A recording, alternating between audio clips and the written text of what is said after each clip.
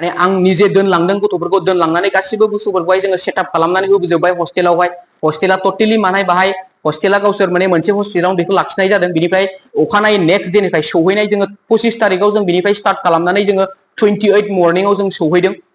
बिनिफ्राय जोङो मा खालामदों नेक्स्ट डे 29 निफ्राय हस्पिटालाव मा खालामदों माखासे ट्रेनिं स्टार्ट जादों माने बिनिफ्राय अफिशियली प्रोसेसा स्टार्ट जादों जयनिंनि प्रोसेसा स्टार्ट जादों बिनि उनावहाय आइ कार्ड होनानै बिसोरखौ ट्रेनिं स्टार्ट जादों सानथाम ट्रेनिं बिसोरखौ होनो होननानै बुंदों हस्पिटालावहाय जे माखासे खामानिफोरखौ रोंजोबाखैबो जानो हागौ इनस्टिट्यूटआव बिनि थाखाय जोङो सानथाम ट्रेनिं होगोन होननानै बिसोरखौ माने हस्पिटालनि माने माबाया मेनेजारा आंखौ बुंनायखाय आङो बिसोरजों सानसे ट्रेनिंआव थाफादों ट्रेनिंखौ माबायदि मोनदों खामानिखौ माबायदि मोनदों बेफोर बुंनाय आं सोंबाय थादों जुदि खामानिखौ इन्टारेस्टेड गैयाब्ला नोंसोर बुंनानै ला बाकी माने जों बेखौ माने क्लियारिफिकेसन खालामगोन होननानै आं बिसोरखौ बार बुंबाय थादों जेब्ला आं सौफैजासिम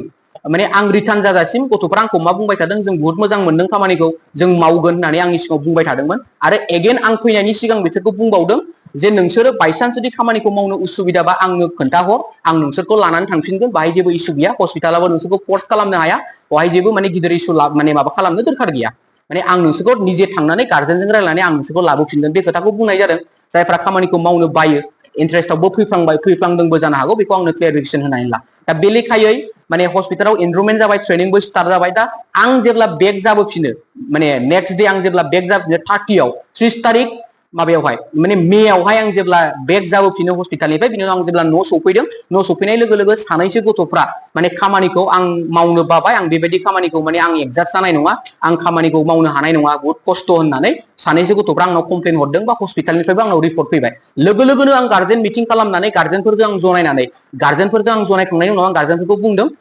बिनि उनावहाय आं मा खालामदों गार्जेनफोरखौ लानानै आं निजे गार्जेनजों डिसकासन खालामनानै गथ'फोरखौ जों लाबोफिननोसै गथ'फ्रा जुदि खामानि मावनो रेडि गैयाब्ला गथ'फोरखौ जों लायनो थांनोसै जाय गथ'फ्रा खामानि मावनो रेडि गैया बिसोरखौ आं लाबोफिनगोन होननानै गार्जेनफोरजों रायलायनानै आं नांगौबा हारसिंनो थांगोन नोंसोर थांलायलायनाङा होननानै आं गार्जेनखौ बुंदोंमोन खिन्थु सानै गार्जेना आंजों थांफादों जोंबो थांनोसै हारसिं खस्थ' जागोन मेनेज खालामनायावहाय ट्रेनजों फैनायावहाय नायस्लाबनो हानाय नङा माखासे गथ'फ्रा फैफायोबा माने माबा जागोन होननानै सानै गथ'फ्रा जोङो फ्लाइटजों थांनानै जों सौहैदों बिनि उनावहाय जेब्ला जों सौहैयो बिसोरो माखासे अर्गानाइजेशन माने माबायाव थानाय तेलेंगानायाव थानाय तेलेंगाना बर' एस'सिएशननो बिसोरो मोनसे कमप्लेन होनानै दोनदोंमोन दा बे लेखायै बिसोरबो फैदों बिसोरबो हस्टेलाव फैनानै आं जेबो खबर गैया गार्जेनफ्राबो जेबो खबर गैया गथ'फ्रा खबर होनानै दोनदों जानो हागौ खिन्थु बेवहाय माने जों सौहैनाय लोगो लोगो माने बेवहाय माखासे जोङो माने खोथा रायलायलायनाय जादों हस्टेलनि गाहायावनो बे खोथा रायलायनायनि गेजेरजों जायफ्रा गथ'फ्रा मावगासिनो दङ बाहाय माखासे मिस आन्डारस्टेन्डिं जालायलायदोंमोन जे गथ'फ्रा बुंदों आंखौ माने थगायनानै लाबोदों माने ओरैबायदि बुंनानै लाबोदोंमोन खामानिया बिदि जायासै बिदि नङा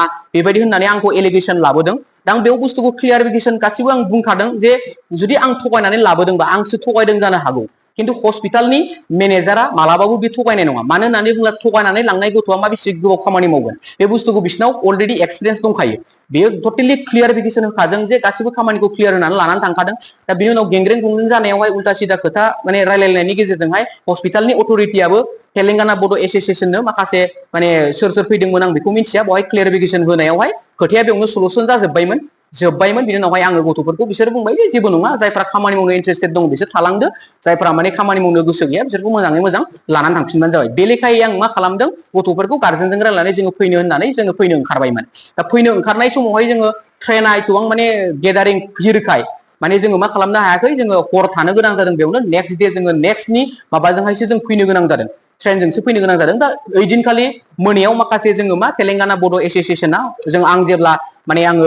रुमाव जों जयैनो स्टुडेन्टफ्राबो 18 जन गथ'फ्रा फैफिनदोंमोन बेवहाय जोङो जयैनो गार्जेन जों जयै जोङो रेस्ट लादोंमोन माबायावहाय बे समावनो तेलेंगाना बड' एस'सिएशननि माखासे ग्रुपआ फैनानै माने आंखौहाय माने मा खालामदोंमोन बेवहाय माखासे सोंनाय फिननाय खालामनानै भिडिअ सिडिअ खालामनाय जादों माखासे आंखौहाय जबरदस्ति माने आंनि माबाखौ बुंनो होदों बिसोर जे आंनिनो गोरोन्थि जादों होननानै बिसोर आंखौ बुंनो होनाय जादों बेवहाय आंबो बायद'थायाव आं बुंनो गोनां जादों जे माने आंहा ओरै जाबाय होननानै आं बुंनो गोनां जादों बेवहाय आंखौ क्लियारिफिकेसन होनो थाखाय एथबां गुवारै क्लियारिफिकेसन होनो थाखाय बिसोर आंखौ चान्स होआखै बेवहाय दा बे लेखायै बिसोर भिडिअ सिडिअ बानायनानै बेयावनो मा मिडिया टिडियाव होलायनाया बेयावनो माने भाइराल जानाय जादों आंनि सायावहाय बुहुत माने एलिगेसन लाबोनानै फट' सट' शेयार खालामनानै बिसोर मा आंखौ माने निउसाव माने बड'लेण्ड बुब्लि बा बायदि बायदि निउसफ्राव आंखौहाय आंनि सायावहाय बहुत सारा इसिं नार्सिं इनस्टिट्यूटनि सायावहाय एलिगेसनखौ बिसोरो मिडियायाव होनाय जादों आं बुंदोंमोन आंनि गथ'फ्राबो बुंदोंमोन जे बेफोर बुस्थुखौ मोजाङै क्लियारिफिकेसन खालामखांनायनि उनाव नांगौब्ला मा साजा होनो हागोन दाया जुदि आंनावबा आंखौ मा साजा होनो हागोन खिन्थु माने बुस्थुखौ मोजाङै क्लियारिफिकेसन खालामनायनि सिगां माने बेबायदि जेबो माने माबा खालामनो दरखार गैया जेनेबा ससियेल मिडियायावहाय बेबायदि खालामनो नाङा माने बहुत माने माबा जायो होननानै आं बुंदोंमोन खिन्थु बिसोरो क्लियारिफिकेसन खालामनायनि सिगांनो बुस्थुफोरखौ नायबिजिरनायनि सिगांनो बिसोर मा खालामदों माने मिडियायाव होनानै बेखौ माने भुवा माने भाइराल खालामनाय जादों दा बे लेखायै माने दा बेवहाय जेबो नङा जों फैबाय सफैखांनानै जों बेवहाय गार्जेनफोरजों जों होनदोंमोन मिटिं टिटिं खालामनानै जोङो रायलायनायनि गेजेरजों बाथ्राया सलुसन जाजोबगोन मा गोरोन्थि जादों सोरनाव गोरोन्थि जादों बेखौ जोङो गार्जेनजों रायलायनानै जों बेखौ सलुसन खालामगोन जों बेवहाय खारग्रा नङा जों खारनानैबो खारा आरो जोङो दाय मावग्राबो नङा जों माने जोङो मा खालामगोन गासैबो बुस्थुखौ जों गार्जेनफोरनो क्लियारिफिकेसन होगोन गार्जेनजों रायलायनानै जों मा खालामनांगौ बिनि डिसिजनखौ जों लागोन होननानै जोङो रायलायनानै फैनाय जादोंमोन आरोखि बेवहाय फैखांनायनि उनावहाय माने दा बेवहाय बाखि जेबो माने माबा गैया आं आंनि बुंनांगौ बुंबाय दा जायफोर गथ'फ्रा बेनि गेजेराव आं मोनसे सोंथि सोंगोन नोंथांनि इनस्टिट्युटनिफ्राय दहाय खामानि मावबाय ब्रैजिनै गथ'फोरा इन्टारभिउ होदोंमोन बिदिनो साबेसेया सिलेक्सन जानानै साबेसेया फैफिन आरो आद्रा मावनाय दंबावो नामा दङ माने बेवहाय मा होनदों टटेल 42 गथ'फ्रा इन्टारभिउ जिरायदोंमोन बिनिनो 36 गथ'फ्रा बेवहाय सेलेक्सन जादोंमोन 36 गथ'फ्राबो थांजोबदोंमोन बिनि उनावहाय दा गासैबो गथ'फ्रा रिटार्न जाफिनाखै जायफोर गथ'फ्रा माने क्लियार माने बुजिखानाय बुजिग्रा गथ'फोर बिसोर गथ'फ्रा मा खालामदों बिसोर गथ'फ्रा दा अलरेडि 12 जन गथ'फ्रा बाहाय खामानि मावनानै दङ बाखि गथ'फ्रा माने रिटार्न जाफिनदों जायफ्रा माने खामानियाव इन्ट्रेस्टेड गैया बिसोरल' रिटार्न जाफिनदों কথাঘৰ আমাৰ কাজলগাঁও এৰিয়াত জিডিএ নাৰ্ছ ইনষ্টিটিউট খুলিছে আমি এইটো মানে খোলাৰ কাৰণে আমি বহুত নথৈ আনন্দিত হৈছিলোঁ কাৰণ এটা নাৰ্ছ জিএনএম নাৰ্ছ কোৰ্চ কৰিবলৈ হ'লে বহুত টকাৰ দৰকাৰ 5 পৰা 6 লাখ টকাৰ দৰকাৰ আছে যিয়ে হওক তো এইখিনি টকা আমাৰ গাঁৱৰ অঞ্চলৰ মানুহৰ দিব পৰা সক্ষম নহয় যিয়ে হওক আমি এই নাৰ্ছ ইনষ্টিটিউটৰ যোগেদি আলোচনা মাধ্যমত আমি মোৰ ভণ্টি পদ্মপুৰ এৰিয়াৰ আজিৰণ খাতুনক তাতে দিছিলোঁ ই ট্ৰেইনিং কৰিছে তাৰপিছত তাৰ ভালদৰে বুজাইছে আমি মাজে সময়ে গাইড লৈছিলোঁ সোধা-পোছ কৰিছিলোঁ সব ঠিক আছে ছাৰবিলাকে ভালকৈ বুজাই দিছে কামবিলাক কেনেকৈ কৰিব পাৰে তাৰপিছতে কেনেকৈ ব্যৱহাৰ নাৰ্ছৰ কামবিলাক কেনেকুৱা ভালদৰে শিকাই দিছে একদম বঢ়িয়া ক্লিন নেট এণ্ড ক্লিন হিচাপত কৰি সিলেকশন হোৱাৰ পিছত হায়দৰাবাদ তেলেংগানাত পঠাই দিছে আমিও সুখী আমিও খুশি হৈছোঁ কিয়নো আমাৰ এৰিয়াত প্ৰাইভেট ভালেকেইটা আছে হস্পিটেল আছে হস্পিটেলৰ ভিতৰত নাৰ্ছকেইটা আমি চাই আছোঁ যে এইবিলাকৰ দৰমহা 2,500 পৰা 3,000 টকা দৰমহা আমি যদি ঘৰত যাব লগা এটা স্কুটি লৈ পেলাই যদি যাব লগা হয় ডেইলি যদি 100 টকা লাগে তেল খৰচ তেনেহলে কি বাঁচিব যাৰ কাৰণে ভাল এটা মনৰ আশাৰে আমি জিডিএ নাৰ্ছ ইনষ্টিটিউট ভৰ্তি কৰাই দিছিলোঁ যিয়ে তাৰ পিছত এইটো সিলেকশন হোৱাৰ পিছত হায়দৰাবাদ যাই এইবিলাক কাম কৰি আছে এতিয়াও ভালে আছে আমি কন্টাক্ট কৰি আছো আমাক ভাল খবৰে দি আছে আৰু এইটো মানে হি পাৰ্মানেন্টলি তাতে থাকিব বুলি মানে কৈ আছে আমাক অৱগত কৰি আছে কোনো অসুবিধা পোৱা নাই আৰু যদি এনে কিবা এটা সোশ্যাল মিডিয়াত আমি ভাইৰাল তেনেকুৱা ধৰণে কিবা শুনি আছো শুনাৰ পিছত আমি আগুৱাই আহিছোঁ এই নাৰ্ছবিলাক এই শিক্ষাগত অৱস্থাত সিহঁতে এক্সপিৰিয়েঞ্চ সাৰ্টিফিকেট দি আছে প্লাছ দৰমহা দি আছে এনেকুৱা সুবিধা আমাৰ এৰিয়াত আমাৰ বিটিচিত হওক অসমত তেনেকুৱা সুবিধা পোৱা মুস্কিল আছে যিয়ে হওক যদি ঘূৰাই আনি বাই ফৰ্চত যদি ঘূৰাই আনিব লগা হয় তেনেকুৱা ধৰণৰ 15,000 16,000 18,000 টকা তেনেকুৱা যদি কাম জব এনেকুৱা দিব লাগিব আমি নিশ্চিত আৰু নহলে আমি আমাৰ ঘৰৰ পৰা আমি গাৰ্জেনৰ পৰা কৈছো আমাৰ তাতো থাকাটো উত্তম হ'ব আমাৰ হৰিয়ানাৰ প্ৰশ্ন নাই নিশ্চয় ভেৰি ৱেল ডান কোনো অসুবিধা পোৱা নাই আমি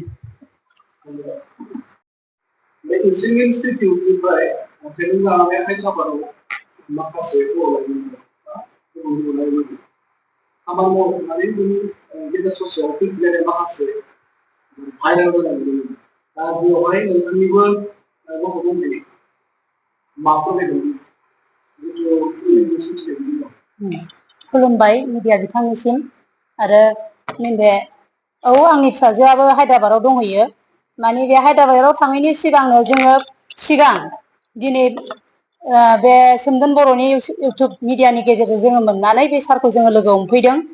जोङो फिसाफोरखौ लानानै जोङो मोजां क्लारिफिकेसन लानो होननानै जोङो फैनानै एडमिसन लायैनि सिगांनो जोङो सारजों मोजां गाज्रि रायलायनानैसो जोङो बे एडमिसनखौ लानाय जादों। बे एडमिसनखौ लाखांनायनि उनाव सारमोनहा जोंनि फिसाफोरखौ मा होनो बिदिखौ जिडि ना मा होनो बेहाय जेनेबा जोङो बेवहाय मा होनो बिसोरो ट्रेनिं लादों। बिनि उनाव गावसोर माबायदि ट्रेनिं मोनखो बेहायथ' ट्रेनिंआवथ' जोंथ' हाबफानानै जोंथ' मिथिया। दा ट्रेनिं लाखांनायनि उनाव दिनै फिसाफोरा जोंनि सिगाङाव बुंबाय जे मामि बाबा जोंहा जुदि इसिबां जुदि बे जिनेम कर्स लानायनि बेलायाव जोंहा थाखा फैसानि प्रब्लेमब्ला सारमोनहा बुंदों बे हायद्राबादाव थांनानै मा होनो जबजोंनो लोगोसे जोङो माखासे फेसिलिटि माने मा होनो दरमाहा मोनगोन। बेजोंनो जोङो जोंनि जिनेम कर्सखौबो जोङो लानो हागोन होननानै फिसाफ्रा जोंनि सिगाङाव बुंबाय आरो बेखौबो जोङो सारजों फैनानै जोङो नंगौ नङा जास्टिस खालामनो होननानै जोङो फैनानै सारमोनाव जोङो सोंफैदों आरो बाथ्राया जेरै फिसाफोरा बुजिनानै खिथादों जेरै साराबो जोंनो बेबायदि फिननायखौ होदों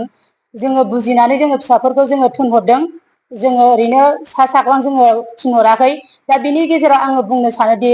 जा मानसिफ्रा माबायदि साननानै बुजिनानै थाङामोन आरो दा माबायदि मोननानै दा बोरै फैफिनखो दा फैनायनि गेजेरजों दिनैदि ससियेल मिडियायाव गासिबो भाइराल खालामनानै होजोब्बाय बिसोरो मोजां गाज्रिखौ बिजिरालासिनो दे बेबायदि ससियेल मिडियायाव होनायखौ जोङो मोजां मोनाखै। दा जोङो सानो जुदि गाज्रि मोनबा जोंनि फिसाफ्राबो बाहाय खामानि मावनो थाबोआमोन।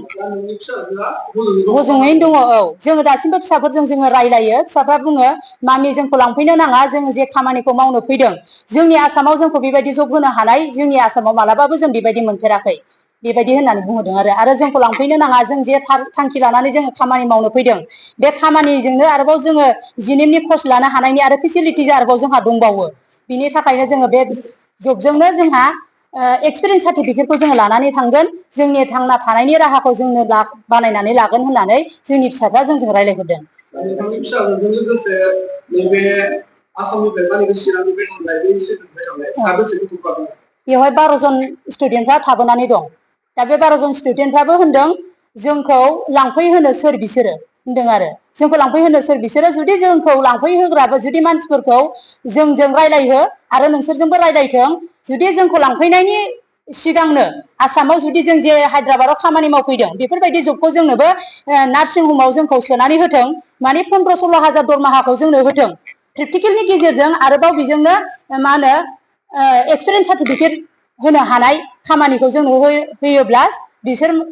सारमोनखौ लांफैहोनो थिनग्राफ्रा जोंखौ लांफैनो हागोन होननानै फिसाफ्रा बुंदों आरो बेखिनियानोसै आंनि बुंनांगौआ।